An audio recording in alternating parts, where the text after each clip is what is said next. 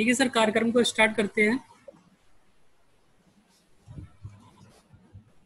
आप सभी को सादर जय जिनेंद्र, प्रणाम। श्रुत रत्नाकर ट्रस्ट द्वारा आयोजित इस वेबिनार में, जिसमें पिछले कई दिनों से हम कायोत्सर्ग ध्यान विषय पर विशिष्ट व्याख्यान कर रहे हैं, इस कार्यक्रम को प्रारंभ करने से पहले श्रुत रत्नाकर ट्रस्ट द्वारा आप सभी का बहुत बहुत स्वागत है। और आज कुछ श्रोतागण नए जुड़े हैं, उन सभी का भी बहुत बहुत स्वागत, अभिनंदन।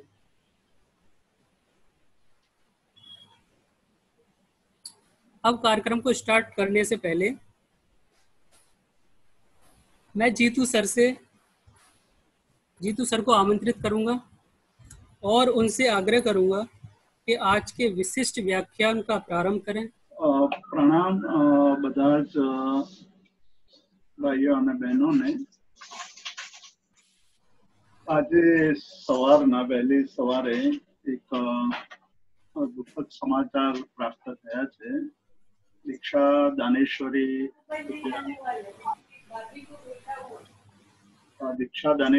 પૂજ્ય આચાર્ય દેવશ્રી ગૃહ રત્ન સુરેશ્વરજી મહારાજ સાહેબનો કાળ કર્મ થયો છે। આપણે સૌ સર્વપ્રથમ તેમને બહાર નૌકાર ગણી અને અંજલિ આપીશું।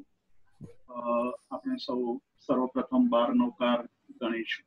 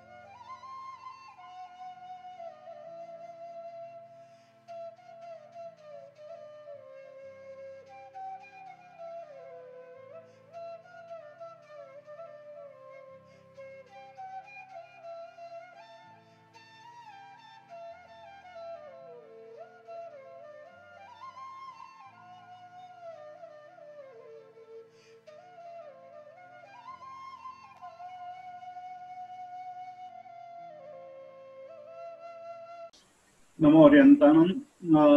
બધા જ જિજ્ઞાસુ ભાઈઓ અને બહેનોને कायोत्सर्ग जो पिछले कई दिनों से विषय चला रहे हैं उसका स्वाध्याय कर रहे हैं।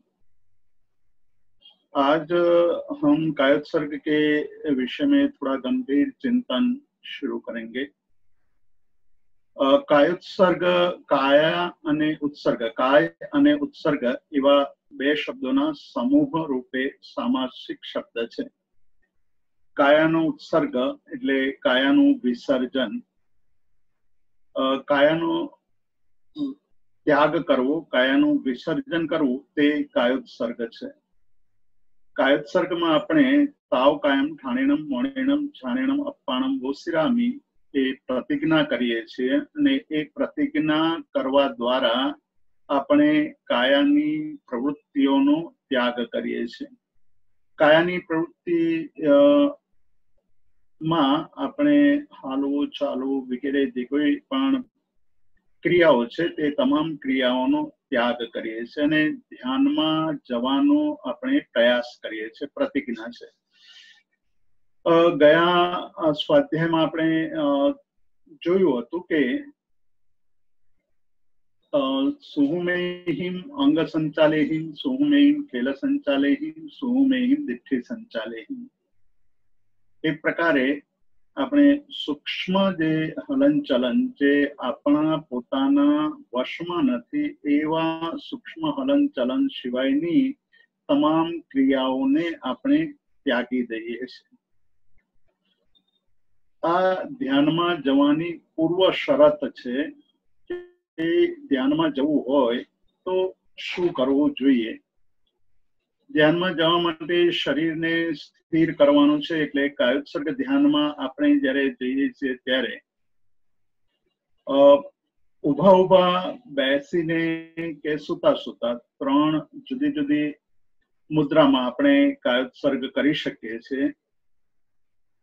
સૌથી શ્રેષ્ઠ કાયોત્સર્ગની સ્થિતિ ઊભા ઊભા કાવસક કરવાની છે, પણ બધાની શારીરિક ક્ષમતા એવી હોતી નથી કે હંમેશા ઊભા ઊભા કાવસક કરી શકે. તેથી જે ઊભા ઊભા કાયોત્સર્ગ નથી કરી શકતા તે બેસીને કાવસક કરે. બેસીને જ્યારે કાયોત્સર્ગ કરવાનો આપણે વિચાર કરીએ છીએ ત્યારે આપણે પદ્માસનમાં બેસીને કાયોત્સર્ગ કરી શકીએ અને સુખાસનમાં બેસીને કાયોત્સર્ગ કરી શકીએ. એક ત્રીજી મુદ્રા પણ છે જે વજ્રાસનમાં બેસીને કાવસક કરવો જોઈએ. આ 3માં વજ્રાસનમાં બેસીને કાવસક કરવાનો આપણે ત્યાં પ્રયોગ બહુ ઓછો થાય છે, બહુ અલ્પ થાય છે. ખાસ કરીને આપણે પલાઠી વાળીને એટલે સુખાસનની જે અવસ્થા છે તે અવસ્થામાં બેસીને કાયોત્સર્ગ કરતા હોઈએ છીએ. પણ ઘણા બધા સાધકો પદ્માસનમાં બેસીને કાયોત્સર્ગ કરતા હોય છે. તો જેઓ પદ્માસનમાં બેસીને કાયોત્સર્ગ કરી શકે છે તે પદ્માસનમાં બેસીને કાવસક કરે અથવા સુખાસનમાં બેસીને કાવસક કરે. કરોડરજ્જુ સ્થિર રાખવાનું છે. આંખો બહુ જ સહજ રીતે બંધ રાખવાની છે, મોઢું બંધ રાખવાનું છે અને હલનચલન છોડી દેવાનું છે. કોઈ પણ પ્રકારનું હલનચલન કરવાનું નથી. આ ધ્યાનની પૂર્વ ભૂમિકા છે, કાયોત્સર્ગની પ્રતિજ્ઞા છે. તાવ કાયમ ઠાણેનમ મોણેનમ જાણેનમ અપ્પાણમ વોસિરામી. અપ્પાણમ શબ્દ અપ્પાણમ વોસિરામી થી કેટલાક એવો પણ અર્થ કરે છે કે અપ્પાણમ વોસિરામી એટલે મારી પોતાની જે કાશાયિક પ્રવૃત્તિ, કષાયોથી ઉત્પન્ન થતી પ્રવૃત્તિઓનો પણ હું ત્યાગ કરું છું. કાયોત્સર્ગની હવે જે અહીંયાથી સાધના શરૂ થાય છે, આપણે જયારે પ્રતિજ્ઞા લઈએ છીએ કે તાવ કાયમ ઠાણેનમ મોણેનમ જાણેનમ અપ્પાણમ વોસિરામી, ત્યારે આપણે આપણી કાયાને સ્થિર કરવા દ્વારા એના પ્રત્યેના મમત્વનો ત્યાગ કરીએ છીએ. વાણીને મૌન કરીને સ્થિર થઈ જઈએ છે અને મનને ધ્યાનમાં સ્થિર કરીએ છીએ. આ 3 બાબતો 3 ગુપ્તિ સૂચવે છે: મનોગુપ્તિ, વચન ગુપ્તિ અને કાય ગુપ્તિ.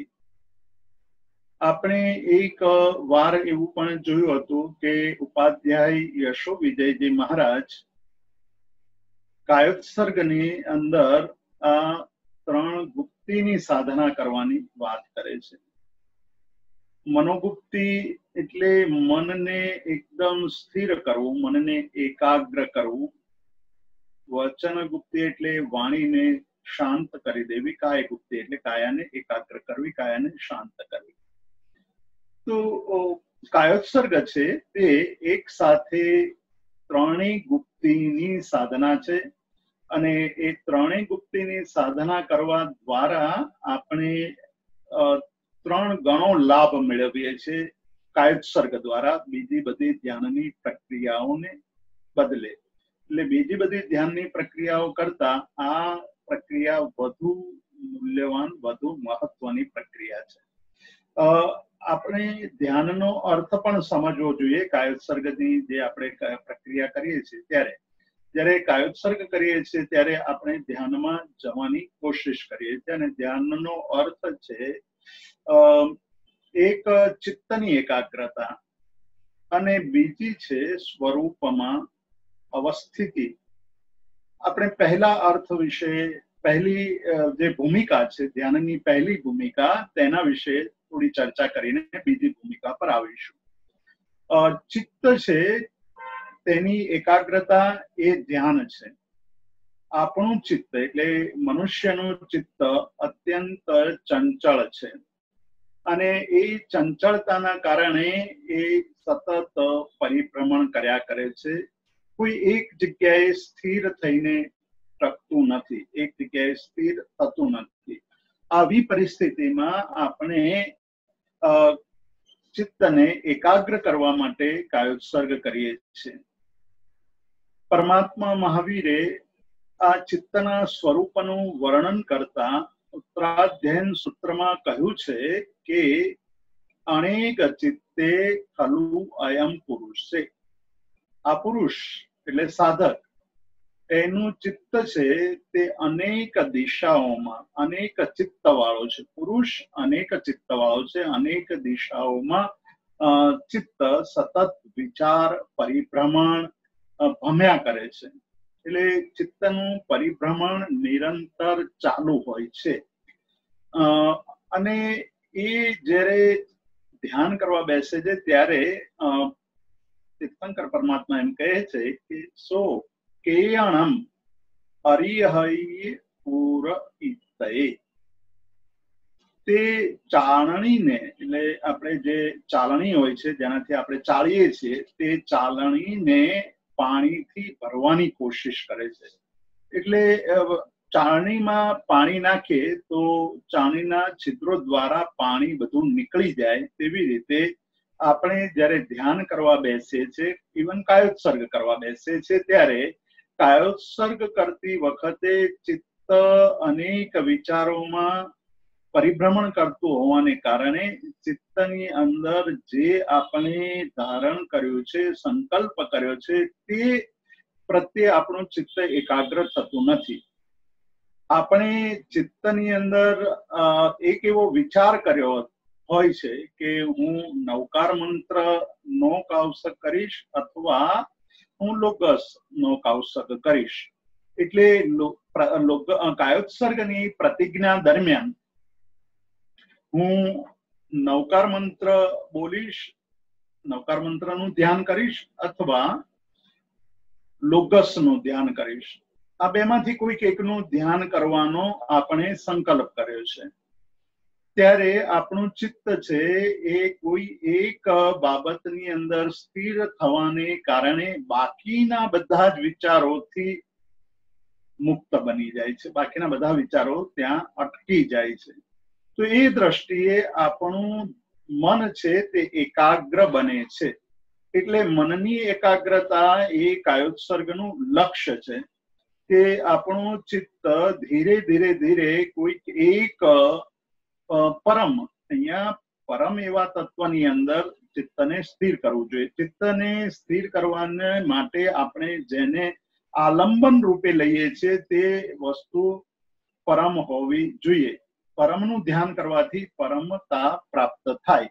એટલા માટે અહીંયા આપણે નવકાર મંત્ર જેમાં પંચ પરમેષ્ઠી નું ધ્યાન છે, અને અથવા લોગસ જેમાં 24 તીર્થંકર પરમાત્માના નામના સ્મરણ દ્વારા તેમને આપણે નમસ્કાર કરીએ છીએ.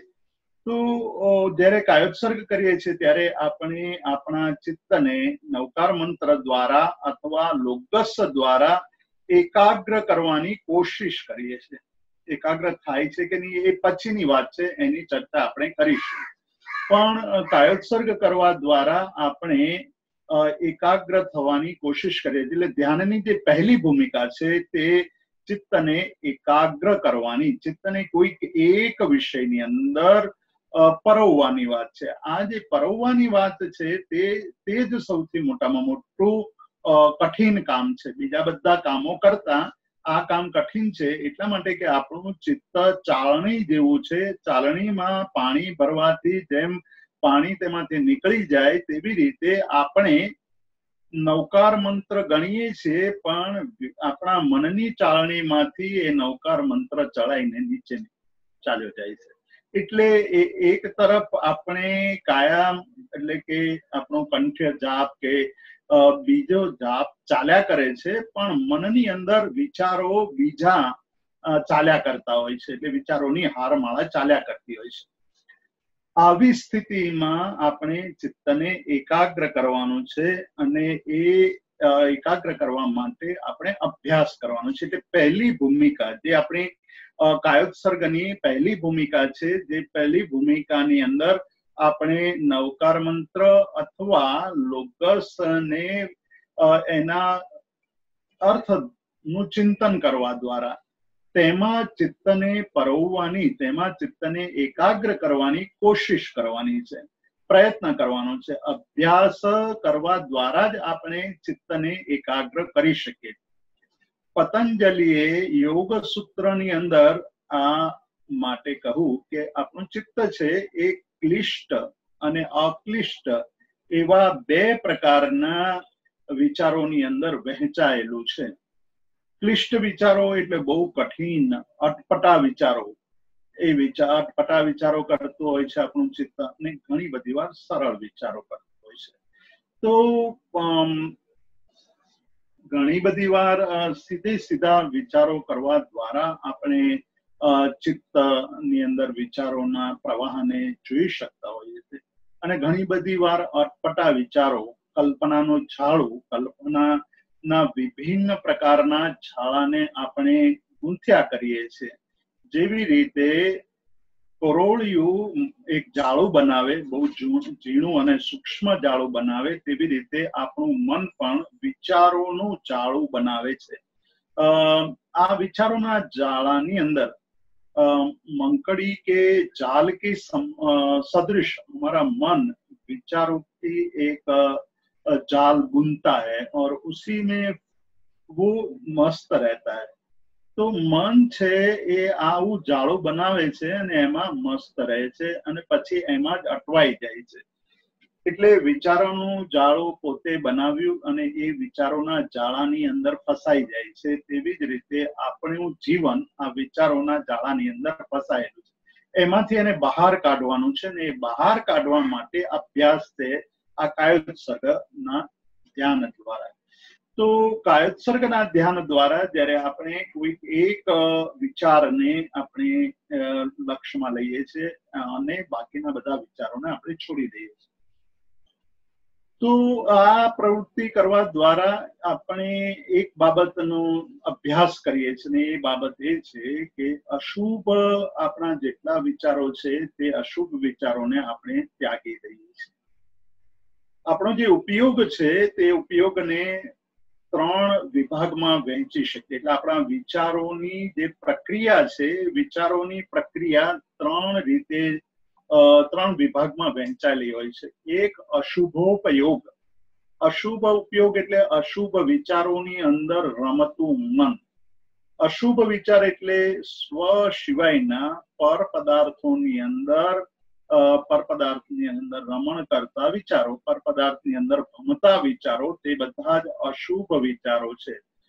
મોટા ભાગે આપણો સમય, આખા જીવનનો સમય પર પદાર્થોનું ચિંતન કરવામાં વીતે છે. એટલે પર પદાર્થો આપણને પ્રિય છે, પર પદાર્થો મેળવવાની કોશિશ કરીએ છીએ, પર પદાર્થો મળ્યા હોય તો એને સાચવવાની મથામણમાં આપણે આખી જિંદગી કાઢતા હોઈએ છીએ, વિતાવતા હોઈએ છીએ.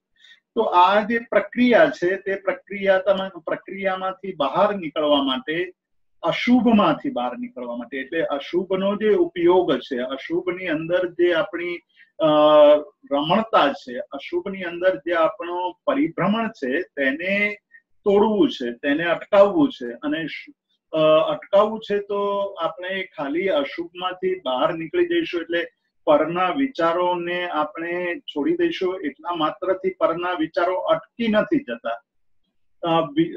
મનની એક બહુ વિચિત્ર આદત છે કે તમે એને જેટલું રોકવાની કોશિશ કરો એટલું એ બમણા વેગથી તે તરફ દોડશે. એટલે તમે જેનાથી રોકવાની કોશિશ કરશો તે તરફ મન વધુ ને વધુ વિચારશીલ બની જાય છે.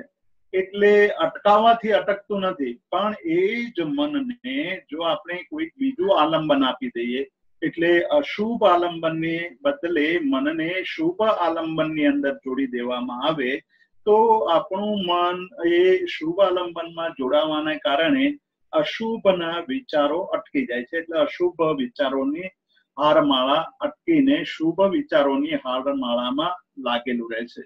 પંચ પરમેષ્ઠીનું ધ્યાન, નવકાર મંત્ર એટલે પંચ પરમેષ્ઠીનું ધ્યાન છે. એટલે પંચ પરમેષ્ઠી નું ધ્યાન એ શુભોપયોગ છે.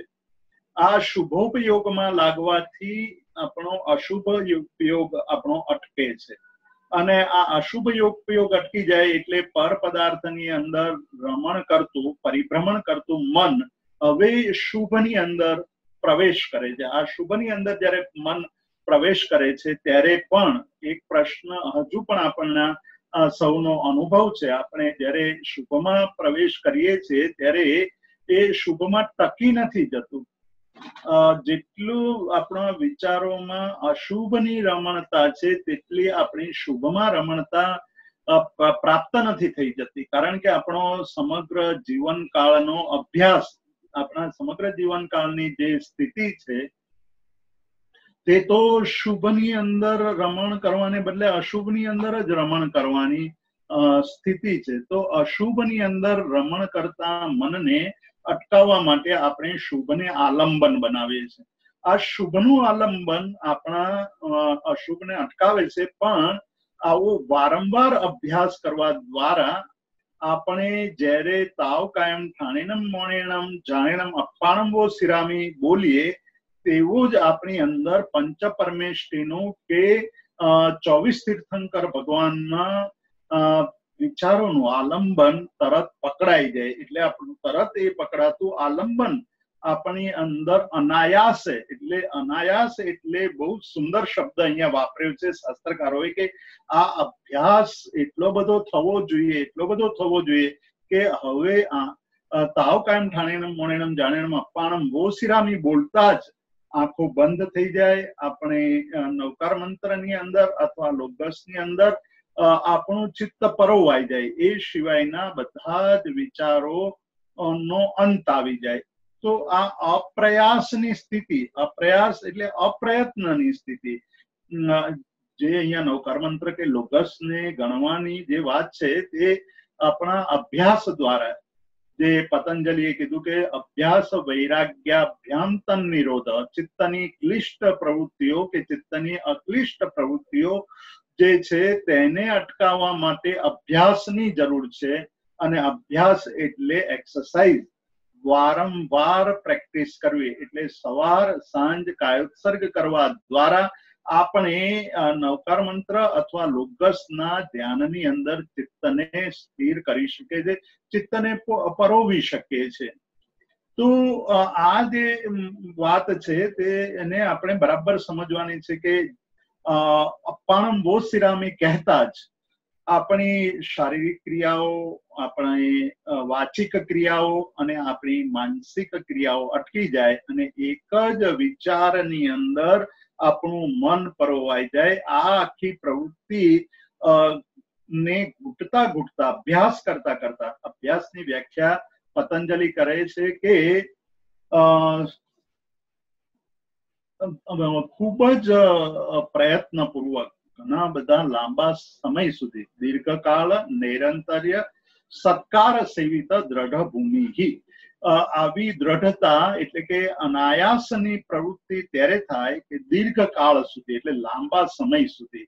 એટલે યોગના અભ્યાસીઓ અથવા યોગ માર્ગની અંદર જેમણે સિદ્ધિ મેળવી છે તેવા સિદ્ધિ મેળવેલા પુરુષો એમ વારંવાર કહેતા હોય છે કે ઓછામાં ઓછા 6 મહિના સુધી સવાર સાંજ અભ્યાસ કરવાથી આપણું મન એ જેની અંદર આપણે શુભની અંદર પરોવવા માંગે છે તે પરોવાશે.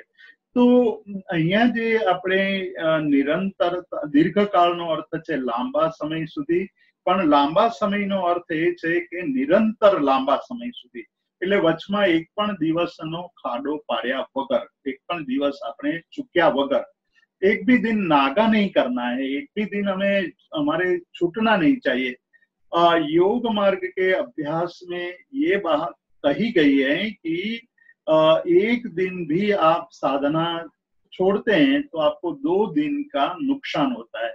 मतलब कि તમે જે સાધના શરૂ કરી છે તે સાધનામાં વચ્ચેનો એક દિવસ પણ તમે સાધના છોડો છો તો છેલ્લા 2 દિવસમાં જ્યાં પહોંચ્યા છો ત્યાંનો તમને નુકસાન થાય છે, એટલે તમે ત્યાંથી પાછા ફરી જાઓ છો. એટલે ફરીવાર તમારે વધુ પ્રયાસ કરવો પડે. એટલા માટે કહે છે કે દીર્ઘકાલ નિરંતરતા અને પાછો સત્કાર એટલે બહુમાનપૂર્વક. આ બધી ક્રિયાઓ બહુમાનપૂર્વક એટલે બહુ ઉત્સાહપૂર્વક થવી જોઈએ. ઉત્સાહપૂર્વક જયારે આ કાયોત્સર્ગ થાય તો એનો લાભ આપણને મળ્યા વગર રહે નહીં. તો ધ્યાનના બે અર્થ આપણે કર્યા છે. એક આપણે અર્થ કર્યો છે ચિત્તની એકાગ્રતા, અને બીજી જે આપણે વાત કરી તે સ્વરૂપની અંદર અવસ્થિતિ, સ્વરૂપની અંદર સ્થિરતા. તો ધ્યાનના પહેલી ભૂમિકાની હજુ આપણે ચર્ચા કરી રહ્યા છે. ધ્યાનની બીજી ભૂમિકાની ચર્ચા આપણે હજુ શરૂ કરી નથી. તો ધ્યાનની પહેલી ભૂમિકામાં નવકાર મંત્ર દ્વારા અથવા આપણે લોકસ દ્વારા આપણા ચિત્તને એકાગ્ર કરીએ છીએ, એક બાબતની અંદર પરોવીએ છીએ, અને એ શુભોપયોગ છે. શુભોપયોગ એ અશુભોપયોગથી મુક્ત થવાનું. એટલે અશુભોપયોગ જે છે તે અશુભોપયોગથી અટકીને શુભ ઉપયોગની અંદર આપણે સ્થિર થઈએ છીએ. એક કવિએ રમણીક સોમેશ્વર નામના એક કવિએ એક બહુ સુંદર પંક્તિ લખી છે. આપણા જીવનનો આખો નિચોડ એમણે એ કડીમાં આપી દીધો છે. એ કહે છે કે અમે તણખલા માથે તોળ્યું, આખે આખું હોવું હોજી. અમે તણખલા માથે એટલે ઘાસનું એક તણખલું હોય, એ તણખલાના માથે એટલે તણખલાના અગ્રભાગ ઉપર અમે અમારું આખે આખું અસ્તિત્વને, અમારું આખે આખા હોવાને તોડ્યું. એટલે અમે આખી જિંદગી આવા એક તણખલાને મેળવવા માટે, તણખલા માટે અમે આખી જિંદગી પસાર કરી દીધી. એટલે કહેવાનો મતલબ અહીંયા કવિનો એ છે કે જ્યાં સુધી ધ્યાનની અંદર એકાગ્ર થઈને આપણે આ અનુભૂતિના સ્તર સુધી નથી આવતા, ત્યાં સુધી આપણને ખબર નથી પડતી કે આ સંસારની અંદર જે કાંઈ વસ્તુઓ છે એ બધી તણખલા જેવી છે, અને તણખલાને પ્રાપ્ત કરવા મેં મારું આખું હોવું, અસ્તિત્વ ઉમી દીધું. એટલે મારા અસ્તિત્વનો મેં ભોગ આપ્યો તણખલા જેવી, એટલે તુચ્છ, નિરર્થક, અસાર એવી વસ્તુઓને પ્રાપ્ત કરવા માટે મેં આખું અસ્તિત્વ એમાં વેડફી નાખ્યું. બીજી વાત કરે છે એના ઉત્તરાર્ધની અંદર કહે છે કે ઓળ ઘોળ કીધું મૃગજળને માથે, સગળું જોવું હોજી. મારું જે જોવાનું હતું, એટલે મારે દર્શન, મારું જે દેખવું, આ સંસારમાં મેં મેઘધનુષને, મૃગજળને જોવા માટે આખું ઓળઘોળ થઈ ગયો. મૃગજળમાં ઓળઘોળ થઈ ગયો અથવા મૃગજળની અંદર ઓળઘોળ થઈ ગયો. એટલે કે એ મેળવવા માટે, એના દર્શનથી એને પ્રાપ્ત કરવા માટેની પ્રવૃત્તિ કરી. આપણે બંને વસ્તુને વિચાર કરીએ તો મેઘધનુષ જેવો કોઈ પદાર્થ છે નહીં. એક આપણે દ્રષ્ટિનો એક દેખાતો એક એ પ્રકારનો આકાર છે, અને મૃગજળ એ પણ એવા જ પ્રકારનો એક કિરણોને કારણે ઉત્પન્ન થતો ભ્રમ છે. તો ભ્રમને પકડવા માટે, એટલે જે વસ્તુ આ જગતની અંદર અસ્તિત્વ નહોતી ધરાવતી તેવી વસ્તુઓને મેળવવા માટે, અથવા જે વસ્તુમાં સુખ નથી તે વસ્તુને અંદર સુખ છે એવું માનીને મેં પકડી રાખ્યું. તો ઓળ ઘોળ કીધું મૃગજળને માથે, સગળું હોવું, સગળું જોવું રોજી. આ ઓળઘોળ કરી નાખ્યું. જોવું, આપણી દર્શનને, આપણી દ્રષ્ટિને એમાં ઓળઘોળ કરી નાખી. તો અહીંયા બે વાત કરીએ, એક હોવું, અસ્તિત્વ, અને બીજું જોવું, દર્શન કરવા. તો હોવું એટલે આપણે આપણા અસ્તિત્વને ઓળખવાનું છે, અને એ અસ્તિત્વને આપણે કાયોત્સર્ગ દ્વારા ઓળખવાની કોશિશ કરીએ. જ્યારે કાયોત્સર્ગ કરીએ છીએ ત્યારે આપણે ગયા સ્વાધ્યાયોમાં જોયું હતું કે આપણા જીવનના 3 મોટા આવરણો છે, અવરોધો છે. એક કાયાનો અવરોધ છે, બીજો વાણીનો અવરોધ છે, અને ત્રીજો મનનો અવરોધ છે, વિચારોનો અવરોધ છે. કાયાનો અવરોધ છે, કાયાનું જે આવરણ છે એ સ્થૂળ આવરણ છે અને મનનું આવરણ છે તે સૂક્ષ્મ આવરણ છે. આ બંને આવરણોએ આપણા જે મૂળ અસ્તિત્વને, આપણા પોતાના સ્વરૂપને ઢાંકી દીધું છે.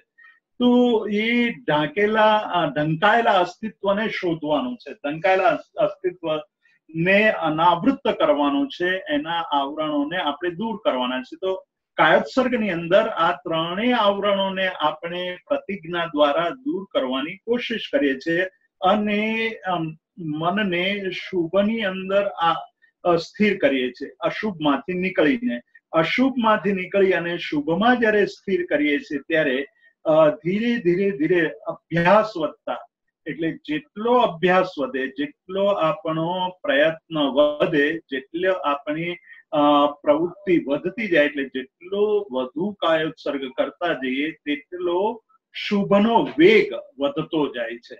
એટલે શરૂઆતમાં એક નૌકાર મંત્ર ગણતા, એક નૌકારનો કાવસક કરતા પણ ચિત્ત સ્થિર નથી રહી શકતું. એક નૌકારના કાવસક દરમિયાન પણ આપણો ચિત્ત અનેક વિચારો કરી ચૂક્યું હોય છે. આ ચિત્તની અનેક વિચારોની અંદર પરિભ્રમણ કરવાની પ્રવૃત્તિનો સ્પષ્ટ આપણને અનુભવ છે. અનેક ચિત્તે અયમ ખલુ પુરુષે સે કેયણમ અરિહય પૂરઈતયે. એ કેયણમ એટલે ચાણીને ભરવાની કોશિશ કરે છે, પાણીથી ભરવાની કોશિશ કરે છે. આપણે આપણા ચિત્તને એકાગ્ર કરવાની કોશિશ કરીએ છીએ પણ એકાગ્ર થતું નથી. પણ હવે કહે છે કે અભ્યાસ દ્વારા, એટલે પહેલા એક નૌકારમાં પણ ચિત્ત સ્થિર નહોતું રહેતું, તે ધીરે ધીરે એક નૌકારમાં આપણું ચિત્ત સ્થિર રહેવા માંડે. પછી બે નૌકારનો કાવસક કરીએ, પછી 4 નૌકારનો કાવસક કરીએ, પછી 10 નૌકારનો કાવસક કરીએ, પછી 50 નૌકારનો કાવસક કરીએ. એમ સંખ્યા વધતા શુભનો વેગ વધારીએ છીએ. અને જ્યારે શુભનો વેગ વધે છે ત્યારે વિકલ્પો અટકવા માંડે છે. એટલે બહારના જે વિચારો છે એ આપણા અટકવા માંડે છે અને શુભ વિચારોની વૃદ્ધિ થવા માંડે છે. શુભની વૃદ્ધિ થતા જે વેગ પકડાય છે, તો વેગ પકડાતા પેલો અશુભ વિચાર આવે કદાચ, પણ અશુભ વિચારો અટકી નથી જતા, પણ અશુભ વિચારો આવે તો પણ તે લાંબા ટકતા નથી, એ અંદર પ્રવેશી શકતા નથી, એ ટકરાઈને બહાર નીકળી જાય છે. આને સમજવા માટે આપણે પંખાનું દ્રષ્ટાંત લઈ શકીએ. પંખો જ્યારે વેગ પકડે, પંખો જ્યારે વેગ પકડે ત્યારે એના પાંખિયા બહુ તીવ્ર ગતિથી ફરતા હોય છે અને તીવ્ર ગતિથી ફરતા એ પાંખિયાની અંદર આપણે હાથ નાખી શકતા નથી. જો આપણે હાથ નાખવા જઈએ તો આપણો હાથ ફંગોળાય છે, ફેંકાઈ જાય છે, કપાઈ જાય છે. તો વેગનો આ પ્રભાવ છે કે વેગની અંદર બહારની વસ્તુ પ્રવેશી શકતી નથી. તો શુભનો વેગ જેમ જેમ વધતો જાય તેમ પેલા અશુભ વિચારોની અંદર પ્રવેશવાની જે સંભાવના છે એ અટકી જાય છે, એ નહિવત બની જાય છે. અને કદાચ આવીને ટકરાય તો એ લાંબો સમય અંદર સ્થિર રહી શકતા નથી. તો જેણે આવી રીતે નૌકાર મંત્રના કાવસગનો અભ્યાસ કર્યો છે, વારંવાર નૌકાર મંત્રના કે લોગસ સૂત્રના સ્વાધ્યાયનો અભ્યાસ કર્યો છે, અથવા કોઈ ઈષ્ટ દેવતાના સ્મરણનો કાવસગ કર્યો હોય, તો એ કાવસગ કરવા દ્વારા એની જે તીવ્રતા છે, એ શુભ વેગની તીવ્રતા છે, એ તીવ્રતાને કારણે અંદર અશુભ પ્રવેશી શકતો નથી. આ પહેલી ભૂમિકાની અંદર આપણે અશુભથી અટકવાની, શુભમાં પ્રવેશવાની. પહેલી ભૂમિકાની બીજી ભૂમિકા, એટલે પહેલી ભૂમિકાની પેટા ભૂમિકા, પેટા અવસ્થા એ છે કે તમે અંદર આવતા અશુભ વિચારોથી પછી અટવાઈ નથી જતા. અત્યારે આખી પરિસ્થિતિ જુદી છે. અત્યારેમાં આપણે જયારે નૌકાર ગણીશું ત્યારે અશુભનો તીવ્ર વેગ છે, એટલે શુભ અંદર પ્રવેશી શકતું નથી, શુભ ફંગોળાઈ જાય છે. એના બદલે જેમ જેમ અભ્યાસ વધતો જશે, શુભની તીવ્રતા વધતી જશે, એમ અશુભ અંદર પ્રવેશી શકશે નહીં અને અશુભ કદાચ પ્રવેશવાની કોશિશ કરશે તો લાંબો સમય સુધી એમાં ટકશે. તો એને પતંજલિ પહેલા અધ્યાયની અંદર પહેલો જે એનો સમાધિપાદ છે એની અંદર એક બહુ સુંદર શબ્દ સૂત્ર આપણને આપે છે કે તીવ્ર સંવેગાનામ આસન્ન. કોનું મન એકદમ શાંત થઈ શકે, કોને સમાધિ પ્રાપ્ત થઈ શકે, તો ત્યાં શબ્દનો પ્રયોગ કરે છે કે તીવ્ર સંવેગાનામ. જેની અંદર તીવ્ર સંવેગ છે તેના માટે આસન એટલે બધું નજીક છે, બધું બહુ ઝડપથી પ્રાપ્ત થઈ શકે. એટલે અંદરની તીવ્રતા, અંદરની તાલાવેલી, અંદરની જે લીનતા છે, જેની ભાવના છે, એ જેટલી તીવ્ર બને એટલો એને જલ્દીથી નજીક પહોંચી શકે છે.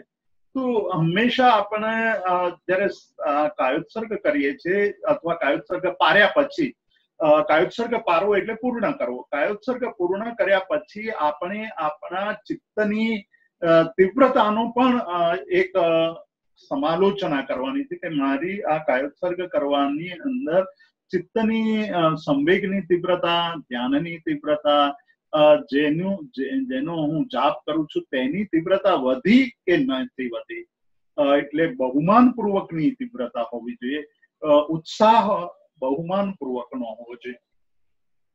તો શુભની જે તીવ્રતા વધે છે એ શુભની તીવ્રતા આગળ જતા શુદ્ધ તરફ આગળ વધી જશે, એટલે શુદ્ધિ તરફ આગળ વધશે. એટલે ત્રીજી અવસ્થા, પહેલી અવસ્થાની ત્રીજી અવસ્થા એવી બનશે કે પછી આપણે શુદ્ધિ તરફ આગળ વધવા માંડશું.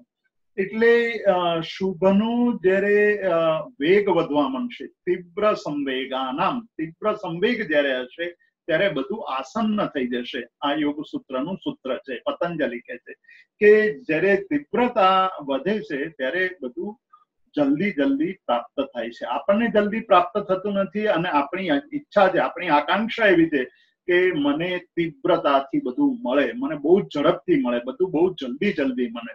તો જલ્દી મેળવવા માટેની ચાવી અહીંયા આપી કે જલ્દી મેળવવું હોય તો અંદર તીવ્રતા હોવી જોઈએ. જો તમારે જલ્દી પહોંચવું હોય તો વેગ હોવો જોઈએ, ગતિ હોવી જોઈએ, સ્પીડ હોવી જોઈએ અને અવરોધો ના હોવા જોઈએ. રસ્તામાં કોઈ અવરોધો ના આવવા જોઈએ. રસ્તો જો અવરોધો વાળો હોય તો પણ પહોંચવામાં વાર લાગે અને આપણી ગતિ જો મંદ હોય તો પણ પહોંચવામાં વાર લાગે. આપણે શરૂ કરીને અટકી જઈએ તો પહોંચી ના શકે.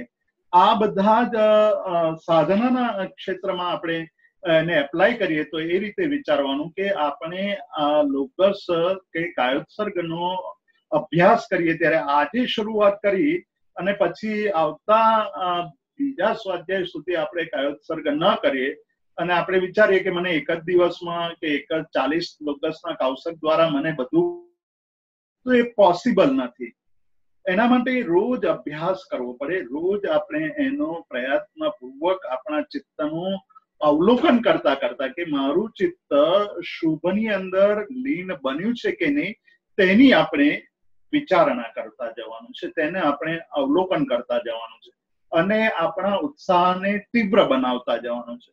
તો જ્યારે આપણે આ તીવ્રતામાં પ્રવેશીએ છીએ ત્યારે એ આપણા જે શુભ છે એ શુદ્ધમાં, એટલે આપણે આંતરિક શુદ્ધિનું કાર્ય શરૂ કરી દે છે.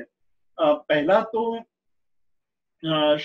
અશુભમાંથી અટકવાનું હતું, હવે શુભમાં તીવ્રતા આવી અને શુભમાં તીવ્રતા આવવાથી શુદ્ધિ તરફ આપણે આગળ વધ્યા. તો આ જે આખી પ્રવૃત્તિ છે એ પ્રવૃત્તિ કરતા જે આનંદનો અનુભવ થશે, એટલે કાયોત્સર્ગ કરતા એક બહુ જ તીવ્ર આનંદની અનુભૂતિ આપણને થવા લાગશે. આ તીવ્ર આનંદની અનુભૂતિ થતા જ જે પરિસ્થિતિ નિર્મિત થાય છે તે પરિસ્થિતિની વાત હવે જેમણે સાધના કરી છે તે લોકો કહે છે. ખાસ કરીને દેવચંદ્રજી, જેમણે 24 પરમાત્માની સ્તવના કરી છે, 24 પરમાત્માની સ્તવના કરતા 24 સ્તવનો રચ્યા છે. તેમાં ચોથા ભગવાનના સ્તવનની અંદર એમ કહે છે કે જડ ચલ જગની એઠનો ન ઘટે તુજને ભોગવો. બે બાબતો કહે છે. એક છે કે આ જળ, આ બધી વસ્તુઓ જે બાહ્ય વસ્તુઓ છે તે જળ છે, આત્મા છે ચૈતન્ય છે, ચેતનવંતો છે.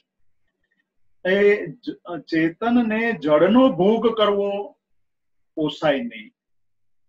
બીજી વાત કરે છે કે ચલ, બધું જ ચલાયમાન છે, બધું જ નશ્વર છે, જેને આજે આપણે બહુ સુંદર માનીએ છીએ, જેને આપણે બહુ જ આપણું પોતાનું માનીને જીવીએ છીએ, તે પોતાનું નથી. આપણે વર્તમાન કાળની અંદર જે કોરોના કાળ કહીએ છીએ, તે કોરોના કાળની અંદર આપણે જોઈ શકીએ છીએ વૈજ્ઞાનિકોએ એક કલ્પના કરી કે આ જે કોરોના વાયરસ છે એનું વજન કેટલું હોઈ શકે, અને કલ્પનાથી એમ કીધું કે ભાઈ એનું તો એટલું બધું ઓછું વજન છે, આખા જગતમાં અત્યારે 1,30,00,000 લોકોને કોરોના વ્યાપેલો છે. તો તમે કલ્પના કરો કે આ કોરોના વાયરસની સંખ્યા કેટલી બધી હશે.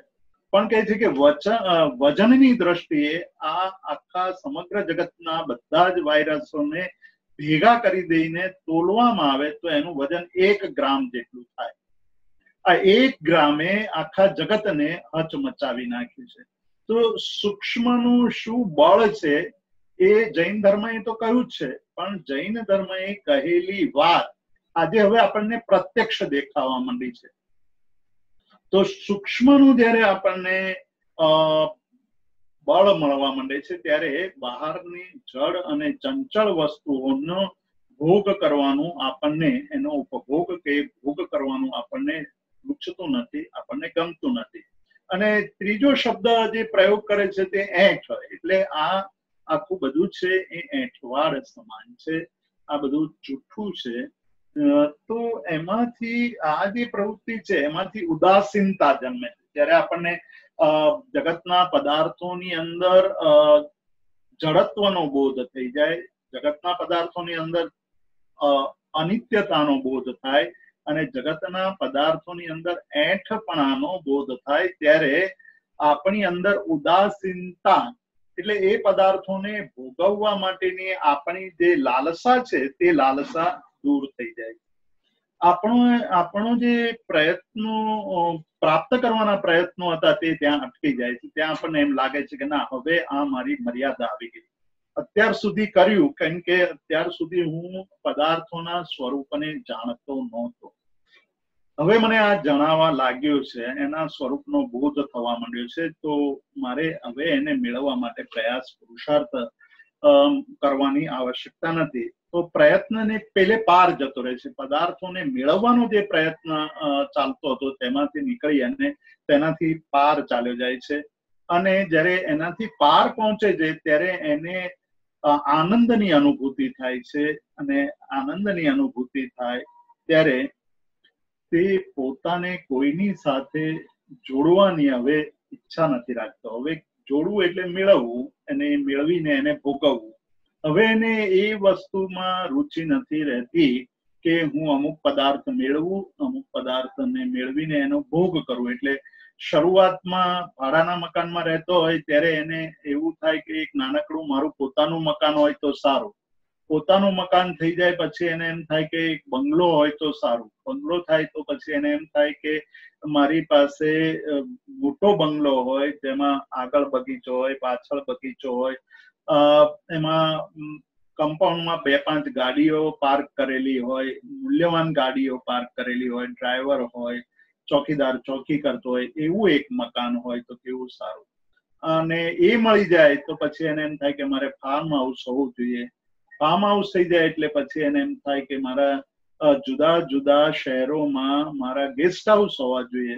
આ બધી પ્રવૃત્તિ છે એ ભોગને, બાહ્ય પદાર્થોને જળ પદાર્થોની સાથે સતત જોડાવાની પ્રવૃત્તિ વાળી છે, અને એનો અંત નથી. તો આ મન છે એ મન આ બધું મેળવવા માટેની પ્રયત્ન કરે છે, એટલે મન સતત એમાં રચ્યું પચ્યું રહે છે, સતત એના વિચારોની અંદર રહે છે. પણ જયારે કાયોત્સર્ગ કરીએ છીએ ત્યારે આપણે સીધો મન, વચન અને કાયાને આ બધાથી અલગ કરીને આપણે મનને જે બાહ્ય પ્રવૃત્તિઓમાં પર પદાર્થની અંદર પર પદાર્થોના ભોગ કરવાની પ્રવૃત્તિની અંદર જે લાગેલું છે તેમાંથી બહાર કાઢી લઈએ છીએ. મનને આપણે સ્થિર કરીએ છીએ એટલે મન પોતે નષ્ટ થાય છે, મન પોતે વિલીન પામી જાય છે અને મનનો લય થાય, મનથી અમન તરફ જવું. કાયોત્સર્ગ આપણને મનથી અમન તરફ લઈ જવાની પ્રક્રિયા સૂચવે છે. હજુ આપણે પહેલી ભૂમિકાની વાત કરી રહ્યા છીએ કે પહેલી ભૂમિકામાં આપણે મનને એકાગ્ર કરવાની કોશિશ કરી રહ્યા છીએ અને જ્યારે શુભથી શુદ્ધ તરફ જઈએ છીએ ત્યારે આપણે અંદર જવાના દ્વારને ખોલી નાખીએ છીએ. અંદર જવાના દ્વારને ખોલવું એ કાયોત્સર્ગની બીજી ભૂમિકા છે, ધ્યાનની બીજી ભૂમિકા છે કે જ્યારે તમે અમુક પ્રકારની યોગ્યતા કેળવી લો છો ધ્યાન કરવા દ્વારા ત્યારે સ્વરૂપમાં અવસ્થિત થવાની આપણી પ્રવૃત્તિ મળે છે, પ્રવૃત્તિ શરૂ થાય છે. એટલે મનનો લય થાય છે અને મનનો લય થાય છે, લય એટલે નાશ પામવો, મન નષ્ટ થઈ જાય. મનની અંદર હવે કોઈ ઈચ્છાઓ ન હોય, મનની અંદર રાગ દ્વેષ ના જે તીવ્ર બંધનો છે એ નષ્ટ થઈ ગયા હોય ત્યારે મન બીજી બધી પ્રવૃત્તિઓથી અટકી જાય છે. મનનો વિલય થતા દેહનો વિલય થાય છે એટલે દેહ પ્રત્યેની આસક્તિ છૂટે છે. દેહનો અધ્યાસ, દેહનો જે બોધ છે, સતત દેહની અંદર પરિભ્રમણ કરવું. એટલે જ્યારે આપણે મળીએ કોઈકની સાથે ત્યારે માત્ર ને માત્ર પદાર્થોની ચર્ચા કરતા હોય કે ફલાણી રેસ્ટોરન્ટમાં ફલાણી વસ્તુ બહુ સરસ બને છે, ફલાણું ફ્રૂટ બહુ સારું છે, ફલાણી વાનગી સારી છે, અમે ફલાણી જગ્યાએ ગયા હતા, ત્યાં જે અમે ખાધું એવું તો આખી જિંદગીમાં ક્યાંય ખાધું નથી, અમે ફલાણા મોલમાં ગયા હતા, ત્યાં જે કપડા જોયા, ત્યાં જે ક્રોકરી જોઈ, તેવી ક્રોકરી, તેવા કપડા, તેવી ડિઝાઇન, તેવા પદાર્થો બીજે ક્યાંય મળતા નથી.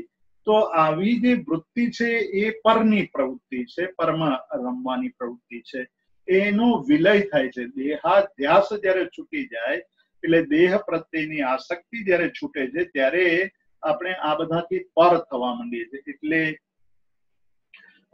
મન અમન થઈ ગયું, દેહનો અધ્યાસ છૂટી ગયો એટલે જે પરમ તત્વની અનુભૂતિની સ્થિતિ નિર્મિત થાય છે. એટલે પરમ તત્વ સાથેનો, આપણા પોતાના આત્મા સાથેનો, સ્વરૂપ સાથેનો સંબંધ જોડાય છે, સ્વરૂપ સ્થિતિ સર્જાય છે.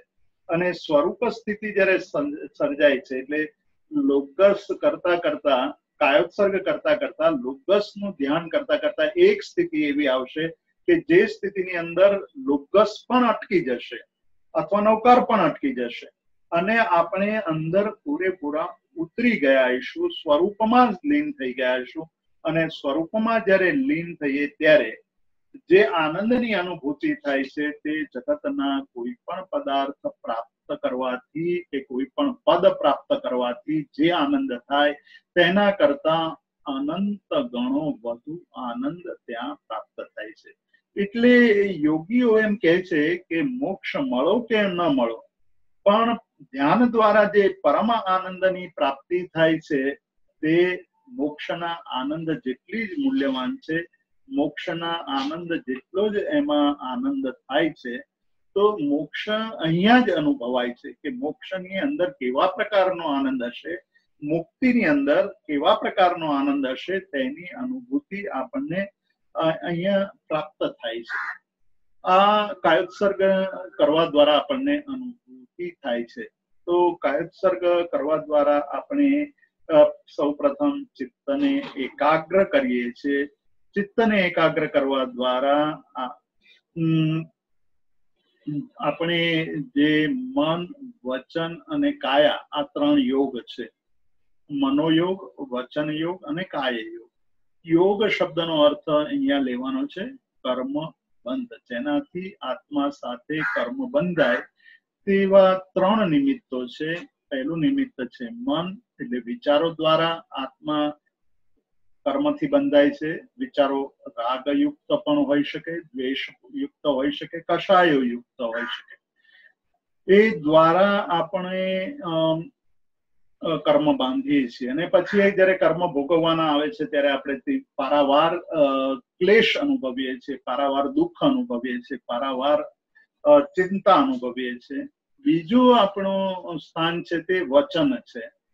એટલે વચનને પણ યોગ કહ્યો કે વચન દ્વારા આત્મા ઉપર કર્મનો સંયોગ થાય છે, એટલે વચનને યોગ કહ્યો. તેને આપણે કર્મબંધનનું નિમિત્ત માન્યું છે. અને કાયા યોગ, કાયા દ્વારા આ ત્રણેયની અંદર આત્મબુદ્ધિ એટલે મારી કાયા, મારું વચન અને મારું મન.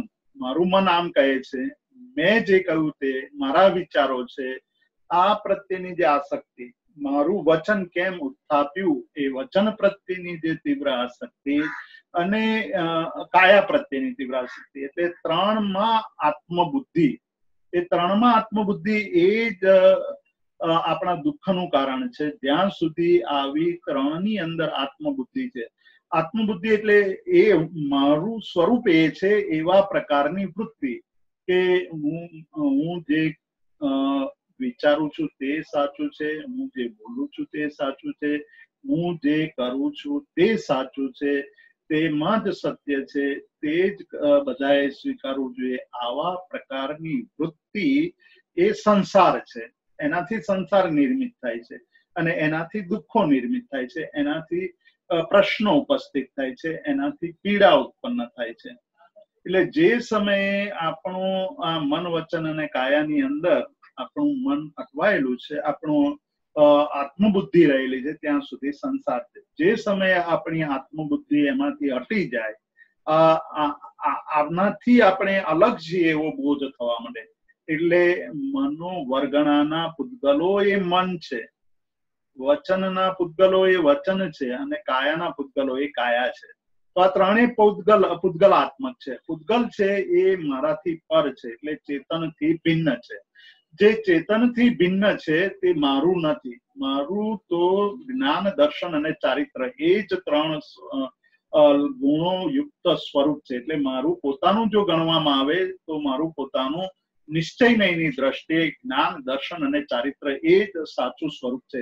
એટલે મારે જ્ઞાનનો અભ્યાસ કરવો જોઈએ, જ્ઞાન ની અંદર રમમાણ રહેવું જોઈએ, દર્શનની અંદર અને આચારની અંદર. તો આ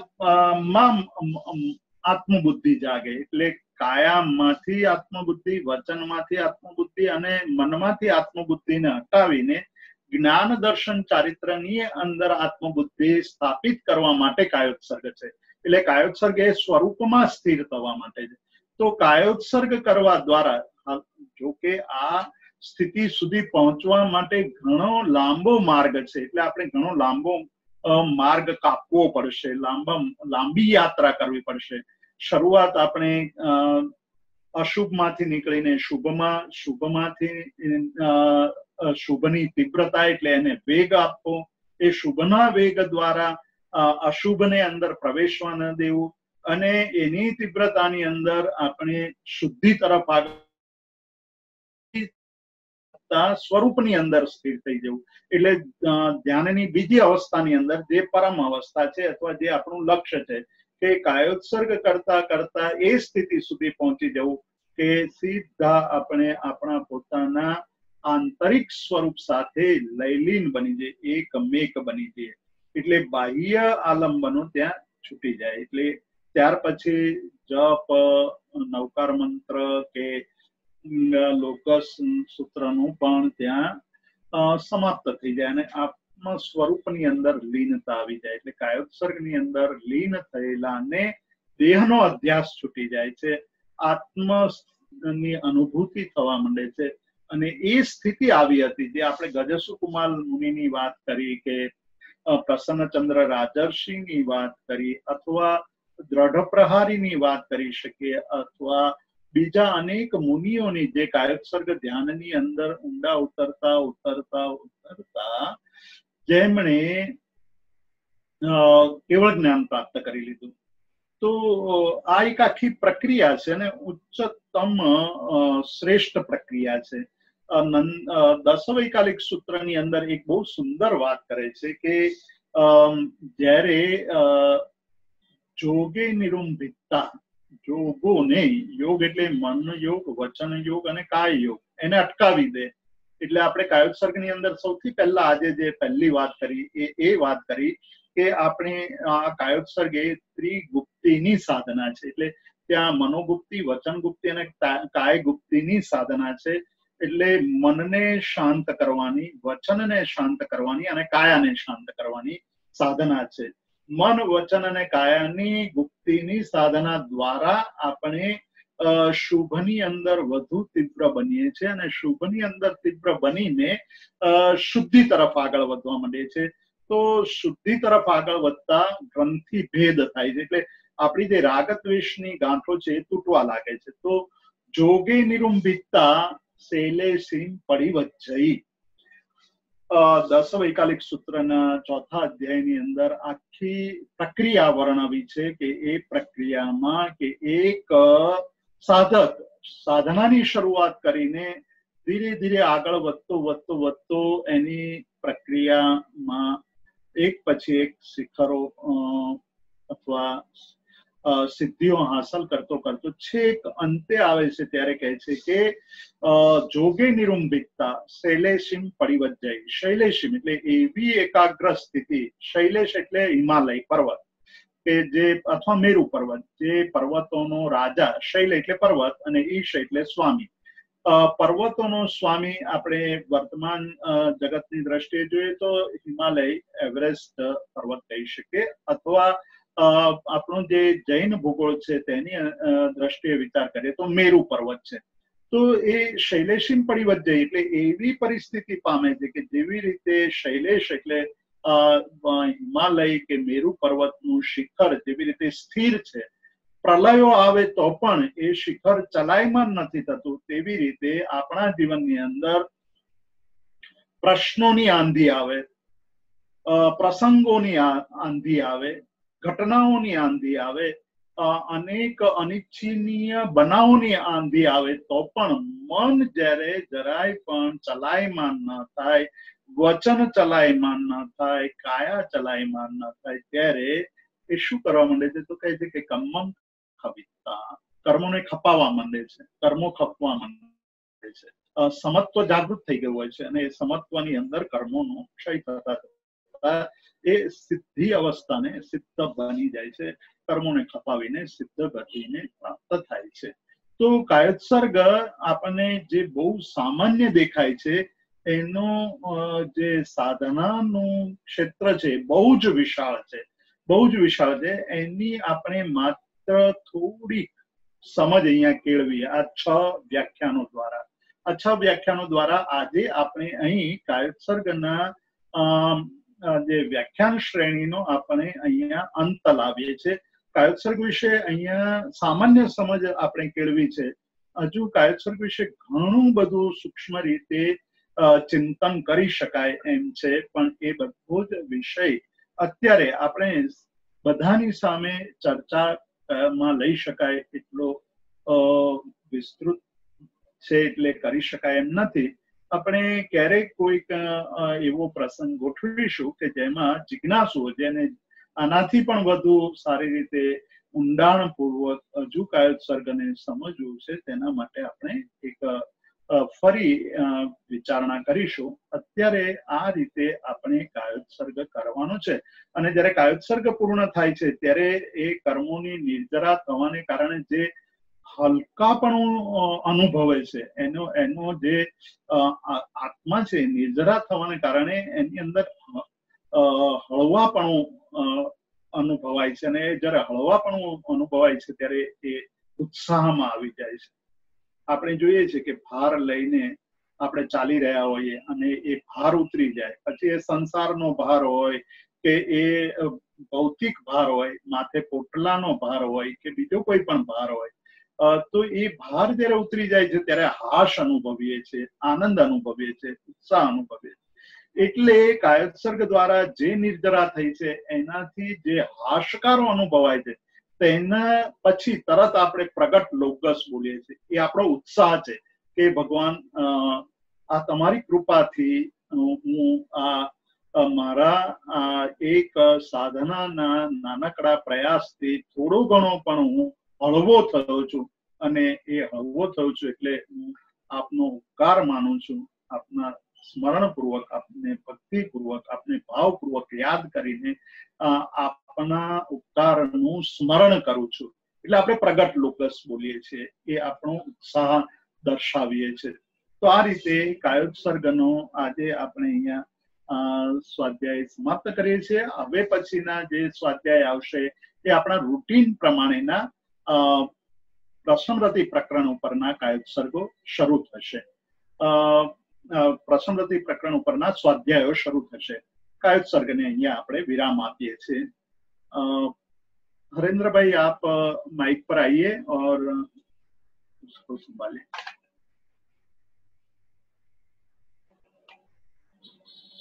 माइक अनम्यूट कीजिए आपका. बहुत बहुत धन्यवाद सर, बहुत ही सुंदर व्याख्यान था. अब प्रश्न की श्रृंखला को प्रारंभ करने से पहले मैं देख रहा हूँ हमारे बीच कोई बहुत सारे नए पार्टिसिपेंट जुड़े हुए हैं, तो मैं आप सभी की कीमती समय से 1 मिनट लेना चाहूँगा, क्योंकि समय भी बहुत कम है. और मैं ये बताना चाहूँगा कि यदि किसी को प्रश्न पूछना है तो आपकी स्क्रीन पर रेज हैंड का ऑप्शन क्लिक करके और हमें सूचित कर सकते हैं, जिससे हम आपको इनवाइट करेंगे. उसके बाद आप अपना माइक अनम्यूट करके प्रश्न पूछ सकते हैं. यदि रिटर्न में अपना क्वेश्चन देना है तो क्वेश्चन आंसर का भी एक ऑप्शन दिया गया है आपकी स्क्रीन पर. अब इसके पश्चात श्रुत रत्नाकर, जिसके द्वारा ये वेबिनार आयोजित किया जा रहा है, इसको मैं थोड़ा एक स्लाइड के जरिए, पीपीटी के जरिए मैं आप सभी को दिखाना चाहूँगा.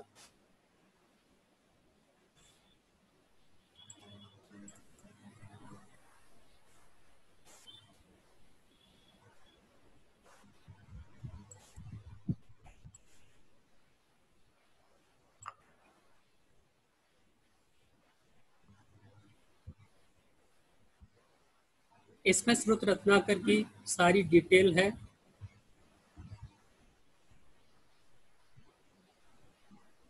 और आगे इसका कॉन्टैक्ट नंबर भी है. यदि किसी को संपर्क करना है और श्रुत रत्नाकर के बारे में कुछ जानकारी चाहनी है तो आप इस पर कॉन्टैक्ट कर सकते हैं. श्रुत रत्नाकर द्वारा प्रकाशित जो कृतियां हैं, मुख्य कृतियां, वो दर्शाई गई है इसमें.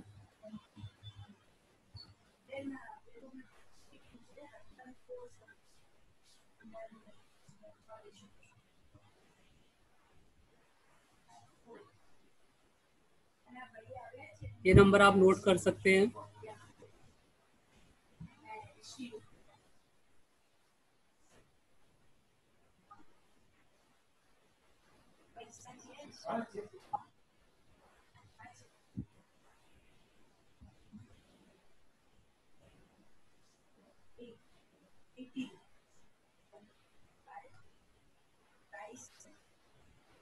ये हरेंद्र भाई, आज ये सबको बताइए कि आज ये लास्ट चांस है. किसी को चाहिए तो अब आने वाले समय पर ये छूट नहीं मिलता.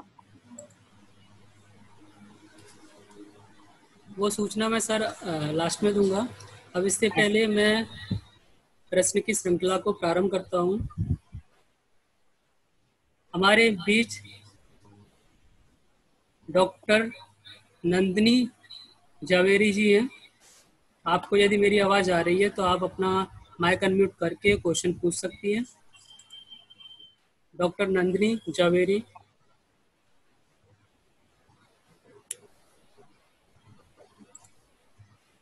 माइक अनम्यूट नहीं हो रहा, आगे चांस देंगे इनको. अब मैं डॉक्टर कामनिया वोरा जी, आपका माइक अनम्यूट हो गया है, आप अपना क्वेश्चन पूछ सकती हैं. हाँ जी, प्रणाम डॉक्टर जितेन्द्र भाई. हाँ जी, प्रणाम.